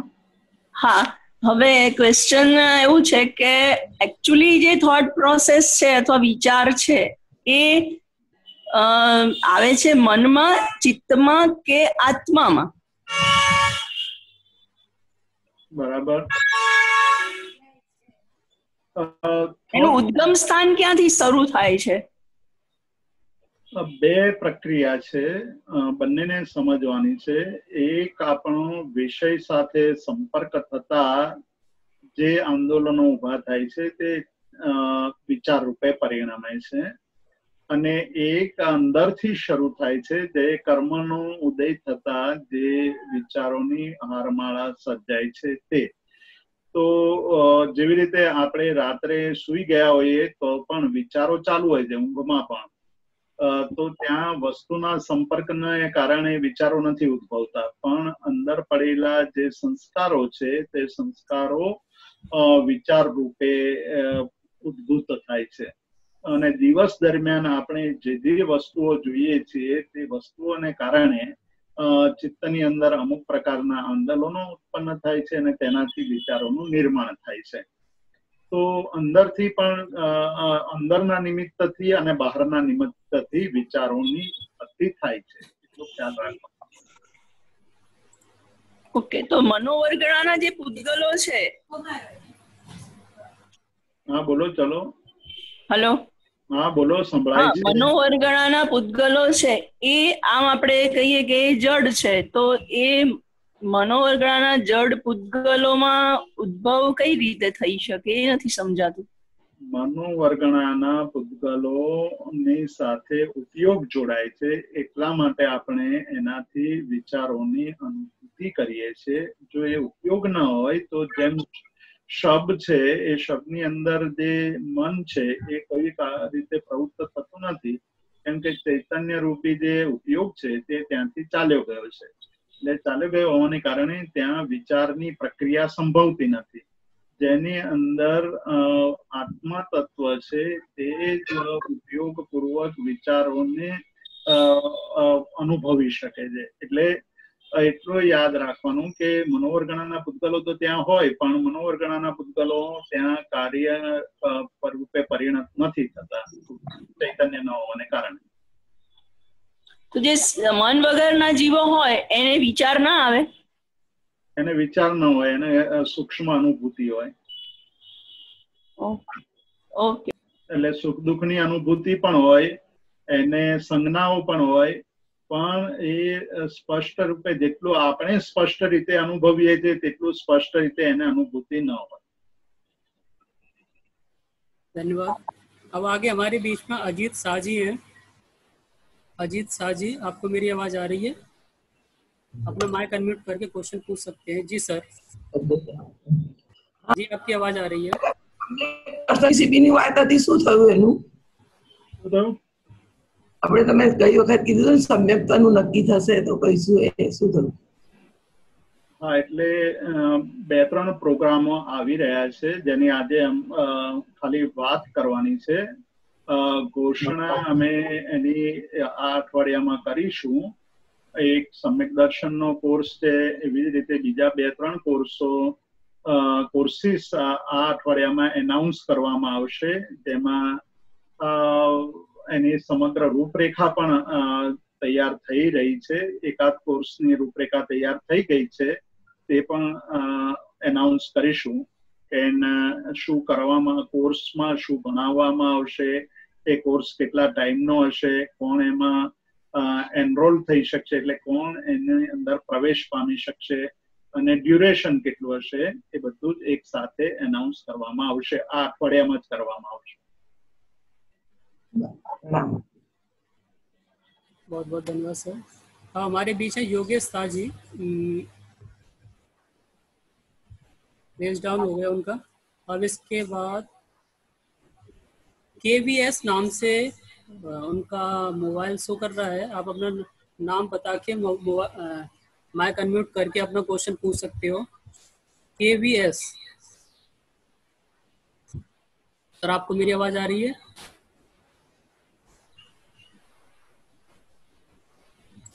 माइक अनम्यूट नहीं हो रहा. आगे श्वेता जैन जी हैं हमारे बीच. हेलो जी, आपकी आवाज आ रही है? जी नमस्ते सर. नमस्ते श्वेता जी, कैसे हो? एकदम बढ़िया हूँ सर. बताइए क्या प्रश्न है आपका? हाँ, मैंने विपश्यना की है, तो मुझे कायत्सर्ग और विपश्यना में अंतर समझना था, कोई अंतर है या सेम ही है?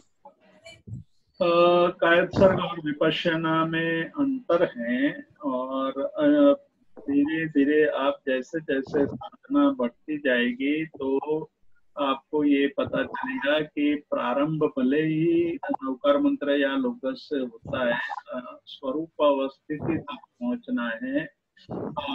उसमें विपश्यना में हमारा जो श्वास आदि का अनुप्रेक्षा है वो आगे चल करके धीरे धीरे हम आगे बढ़ते हैं तो एक जगह पर पहुंचते हैं। वो है सबसे पहले श्वास आनापान है, फिर उसमें संवेदन की अनुभूति है, मतलब संवेदन की स्थिति का अनुभव होता है, शरीर में जो संवेदन हो रहे हैं उसके। फिर हमारे अंदर जो धर्मानुपेक्षी धर्म का नाम रूप का जो परिवर्तन है उसके स्थिति होती है, और फिर आगे चल करके स्वरूप में अवस्थिति होती है। तो अंतिम चरण तो वही है जो हम लोकस के अंतिम चरण में प्रवेश करते हैं, वो ही है। शुरुआत में हम लोग जो यहाँ कायोत्सर्ग में प्राचीन काल में हमारे वहाँ ये लोकस आदि गिनने की प्रक्रिया नहीं रही होगी, इसलिए मैं ये कह रहा हूँ कि हमारे वहाँ 25 श्वासोश्वास का कौशक या 8 श्वासोश्वास का कौशक, तो जब तक हम अपने का श्वास को या उसको देखने की प्रक्रिया नहीं समझेंगे वहां तक हम उस पर नहीं जा सकेंगे। आज हमारे पास वो स्थिति नहीं है, इसलिए नौकार मंत्र या लोकस गिन करके हम कायोत्सर्ग करते हैं। लेकिन कायोत्सर्ग का जो सूक्ष्म अभ्यास है वो आज छूट गया है, वो हमें फिर से पुनर्जीवित करना चाहिए। यदि हम उसको पुनर्जीवित कर सकते हैं तो हम जैन धर्म का एक श्रेष्ठ जो ध्यान की प्रक्रिया है उसको हम जगत के सामने रख सकते हैं। तो अंतिम चरण में तो दोनों एक जगह पर पहुंच जाता है, वही स्थिति आ जाती है। जो स्वरूप अवस्थान है वहाँ स्वरूप की अवस्थिति देखने की, वहां तक पहुंचने की स्थिति दोनों में समान है। समझ में आया आपको? थोड़ा प्रयास किया मैंने, अगर अभी और भी मुझे इसमें डिटेल से समझना है, अभी अवसर नहीं है तो देखते हैं, बाद में बात करते हैं। ठीक है, बाद में बात करेंगे। धन्यवाद श्वेता जी। आगे हमारे बीच हैं, उनका मोबाइल शो कर रहा है S37331DFF9E69 के नाम से। आपको मेरी आवाज़ आ रही है? आपका माइक अनम्यूट है, अपना क्वेश्चन पूछ सकते हैं। 73131DFF9E69।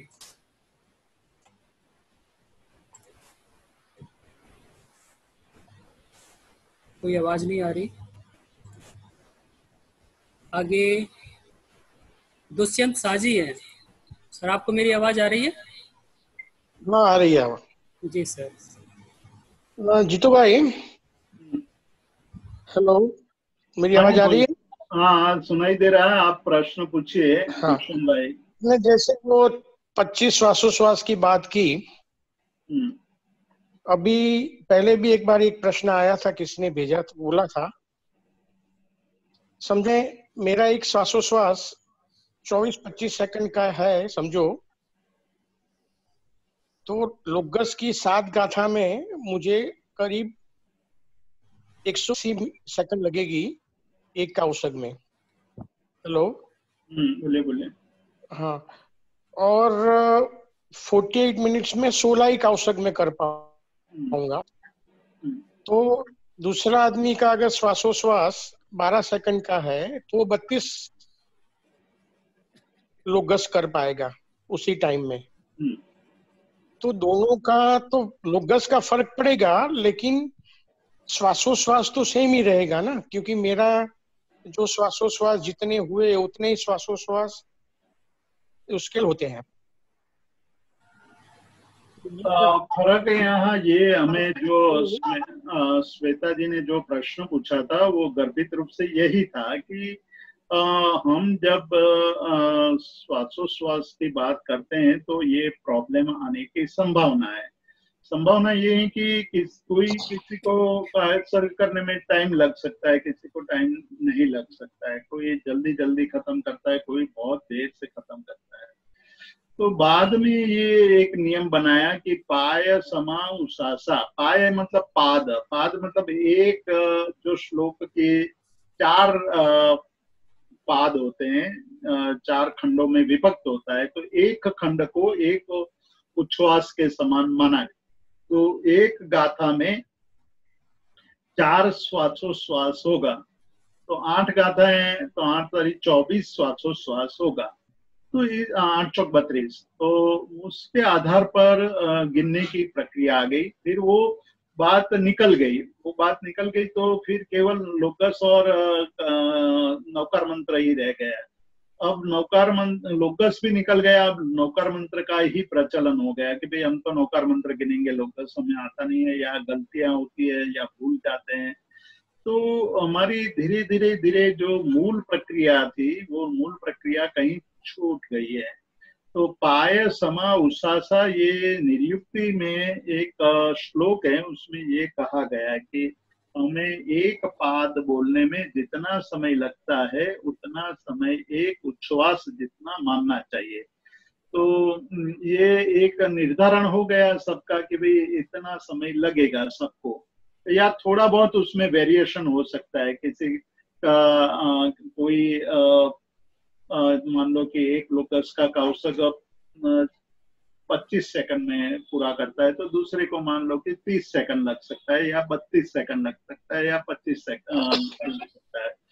तो ये वेरिएशन थोड़ा बहुत रहेगा। तो समूह में जब ये आराधना करने की बात आई तो ये प्रश्न आया होगा, ऐसा मेरा मानना है।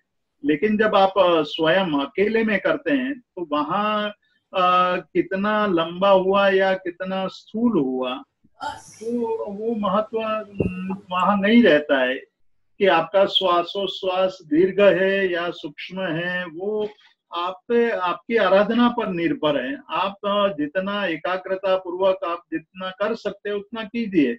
और धर्म में कहीं ये नहीं कहा कि इतना लंबा होना चाहिए या इतना सूक्ष्म होना चाहिए। ये जरूर कहा कि जब आप साधना करते हैं तब उसी में आपका चित्त स्थिर रहना चाहिए। तो ये आराधना भी तो वैसे एक समूह में करने की होती है, तो साथ ही साथ एकांत में भी करने की होती है। तो एक अल्टीमेटली तो साधना एकांत में ही करनी है, और जब एकांत में साधना करने की योग्यता प्राप्त कर लेते हैं तो फिर समूह में करने की आवश्यकता नहीं रहती है।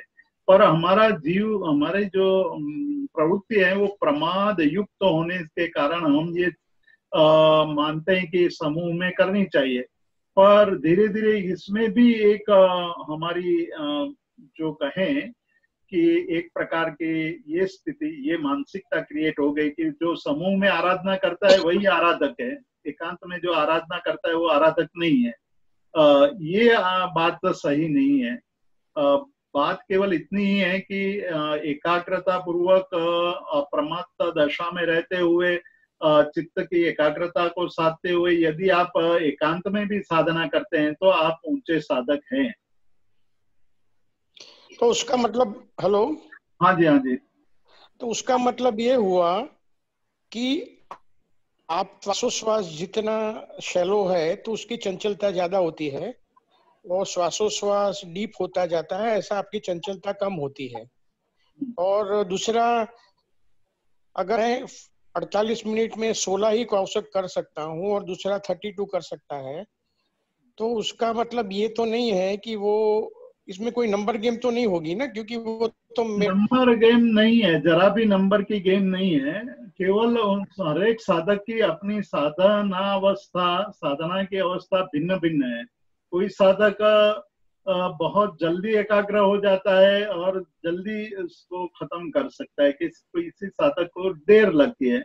अब आप देखिए ना, किसी को एक नौकर वाली पूरी 108 नौकर गिनने में 8 मिनट लगती है और किसी को 20 मिनट लग जाती है और किसी को 40 मिनट लगती है एक नौकर पे पूरी माला गिनने में। तो ये सबकी अपने अपनी साधना की कक्षा पर निर्भर करता है, उसको हमें ध्यान में रखना है। धन्यवाद।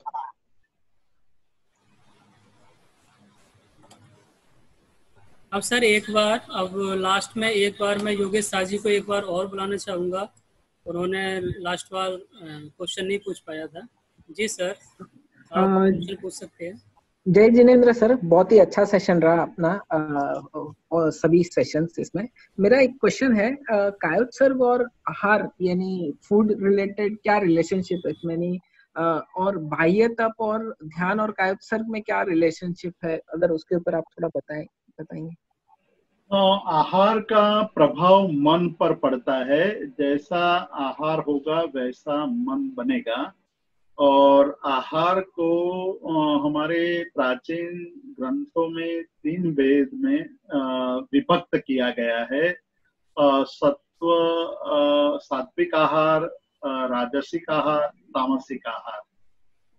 तो हमारा जो राजसिक आहार है तो वो प्रमाद आदि उत्पन्न करेंगे, तामसिक आहार है तो वो कषाय उत्पन्न करेंगे, और सात्विक आहार होगा तो वो सात्विक आहार हमारी साधना में हमें सहयोग करेगा।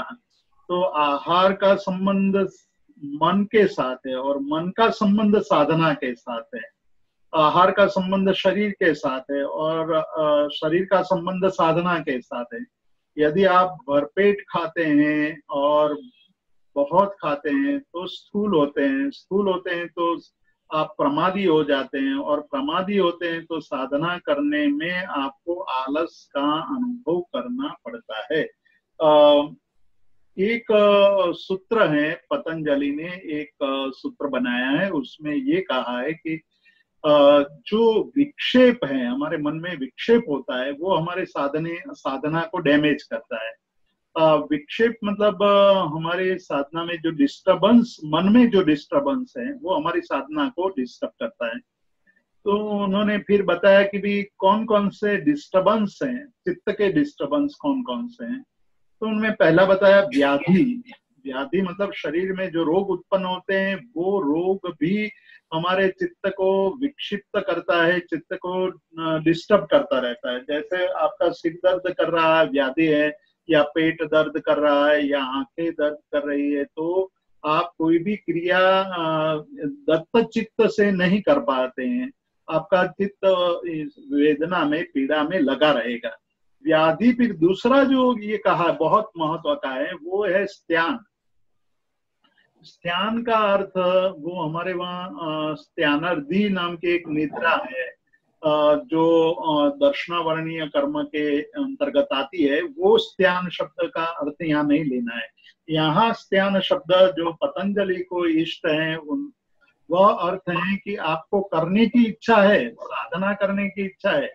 आपने ये कायोत्सर्ग के प्रवचन सुन लिए या स्वाध्याय सुन लिया और आपके आज मन में ये आया कि मुझे कायोत्सर्ग हर रोज करना है, लेकिन आप जब कायोत्सर्ग करने की बात आती है तो ये सोच लेते हैं कि भाई अभी तो सुबह सुबह का समय है, पूरा दिन पड़ा है, तो अभी क्या कायोत्सर्ग करूं, शाम को दोपहर में कर लूंगा। दोपहर आते आते आपके मन में ये भाव आता है कि भाई थोड़ा आराम कर लूं, अभी कायोत्सर्ग में है तो अभी तो दिन काफी बाकी है, मैं बाद में करूंगा। तो रात पड़ जाती है, रात होते हैं तो फिर आप सोचते हैं कि भाई अभी तो सोने का वक्त नहीं है, सोते वक्त मैं कायोत्सर्ग कर लूंगा। तो इस प्रकार की जो भावना होती है, मतलब एक तरफ करने की इच्छा है लेकिन प्रमाद के कारण जो नहीं होता है वो स्त्यान है। वो स्त्यान हमारे साधना को डिस्टर्ब करता है। वो आहार के कारण इस प्रकार के प्रमाद उत्पन्न होते हैं। तो आहार का संबंध शरीर और मन के साथ बहुत तीव्र रूप से जुड़ा हुआ है। तो इसीलिए हमें आहार में विवेक, मतलब शरीर को सात्विक आहार मिले और उचित आहार मिले और आवश्यक आहार मिले। तो साधु के लिए शास्त्र में ये बताया गया है कि जो पुरुष साधु है उनके लिए 32 कवल, मतलब 32 कवल आहार पर्याप्त है। उससे अधिक खाना मतलब प्रमाद को आमंत्रण देना। और जो स्त्री साध्वी हैं या लेडीज हैं उनके लिए 28 कवल का विधान किया गया है। 28 के बाद जितना भी आहार किया जाता है वो अधिक आहार है।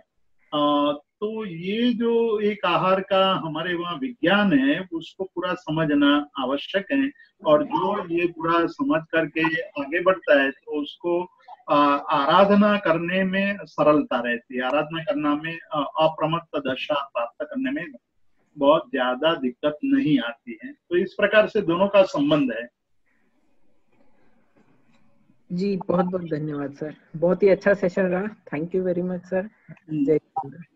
तो अब है कोई प्रश्न किसी का? है कोई आ रहा है? सर एक रिटन में आया एक क्वेश्चन आशा मेहता जी का है। हाँ, very inspiring swadhyay through doing kayotsarg, but today have understood the depth of it and how to go deeper in it. Let's practice for few months and then please explain still deeper stage of kayotsarg. Ashaben બહુ ધન્યવાદ. તમને આ આખો કાયોત્સર્ગનો સ્વાધ્યાય ગમ્યો. તમે બહુ સાચી વાત કહી છે કે આપણે આજથી આ કાયોત્સર્ગનો અભ્યાસ શરૂ કરીશું તો કેટલાક મહિના પછી ફરી આપણે રિવ્યુ કરીશું અને એના ડીપર એટલે એને વધુ ઊંડાણમાં જવાની પણ કોશિશ કરીશું. ધન્યવાદ તમને પણ. તમે બહુ રસપૂર્વક આખો સ્વાધ્યાય સાંભળ્યો અને એમાં તમે રસપૂર્વક જોડાયા તે માટે આભાર. बहुत धन्यवाद सर. सर हमारे बीच में एक दो क्वेश्चन और हैं, क्या वो ले लें? वैसे टाइम तो हो गया है. हाँ, एक आध ले लीजिए. हाँ सर. प्रकाश जी हमारे बीच में. प्रकाश जी आपको मेरी आवाज आ रही है? आप अपना माइक अनम्यूट करके क्वेश्चन पूछ सकते हैं. प्रकाश जी.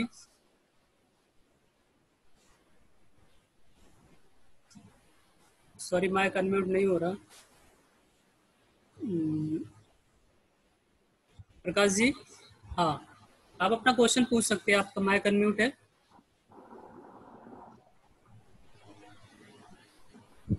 बोलिए सर.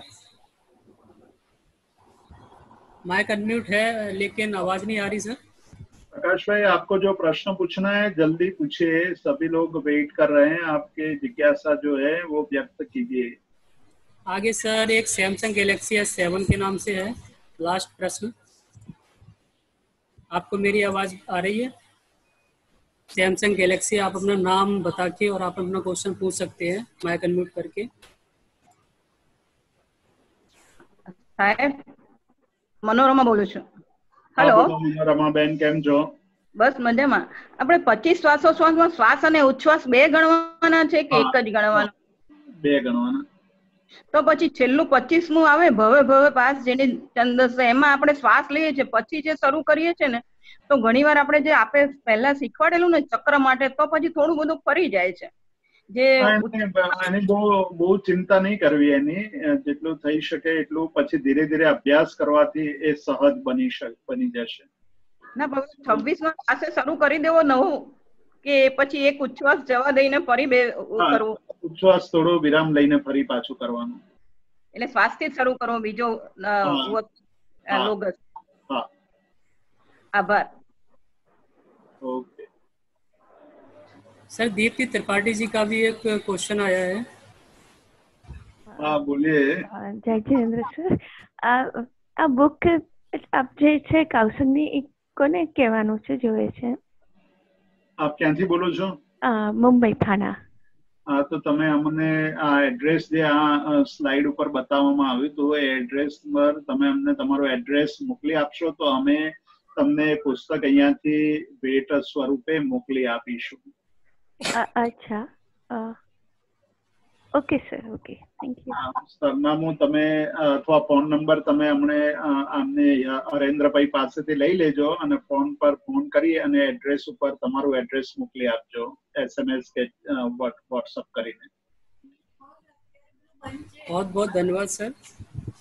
आगे मैं सभी को एक सूचना देना चाहूँगा कि प्रसमरति प्रकरण जो हमारा स्वाध्याय चल रहा था उसमें कायोत्सर्ग ध्यान एक टॉपिक आया था और ये काफ़ी बड़ा टॉपिक था. उसी के हिसाब से आज 6 क्लास उसकी हुई और बहुत ही सफलतापूर्वक संपन्न हुई. और अब इसके बाद कायोत्सर्ग ध्यान आज की लास्ट जो क्लास थी वो फिनिश हुई.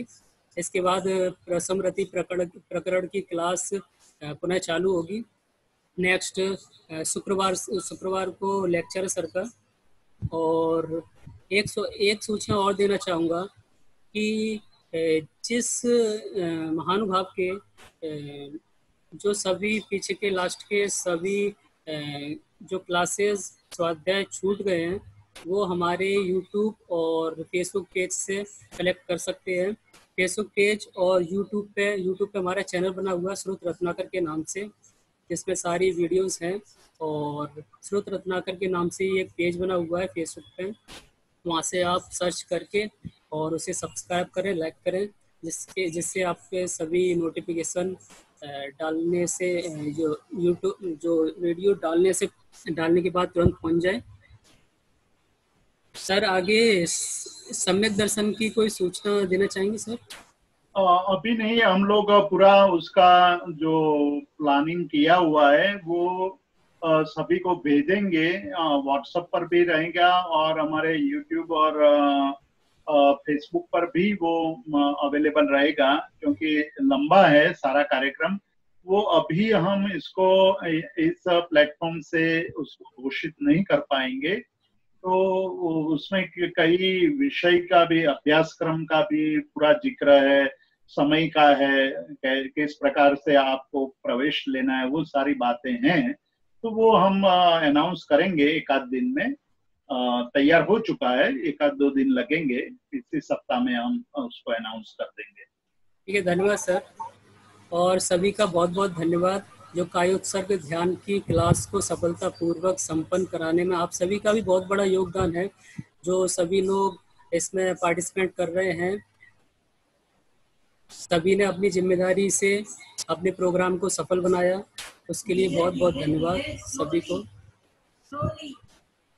अब सर कार्यक्रम को समाप्त करें. हाँ, अभी समाप्त करते हैं. सभी को धन्यवाद. और हम लोग शुक्रवार को मिलेंगे प्रश्नरति स्वाध्याय में.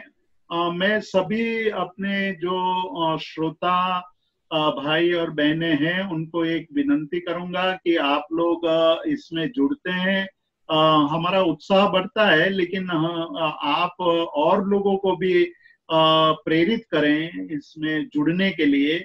ये एक बहुत ही बड़ा हम लोग मिशन लेकर चल रहे हैं कि जीवन में जो प्रश्नरति जैसे ग्रंथ में उमा स्वाति जी महाराज ने जो बात कही है वो हम तक पहुंचाने की कोशिश कर रहे हैं.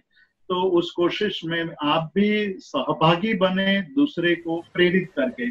कम से कम आप लोग हर एक या 2 लोगों को प्रेरित करेंगे तो ये हमारा जो कार्यक्रम है वो ज्यादा सफल रहेगा. तो मैं पुनः आपके सबको विनंती करता हूँ कि आप दूसरे लोगों को जोड़ने का, इसमें आने का पुण्य प्राप्त करें और इसी कार्यक्रम को सफल बनाने के आज जिस तरह से सफल बना रहे हैं उसी तरह सफल बनाने में अधिक सहयोगी बने.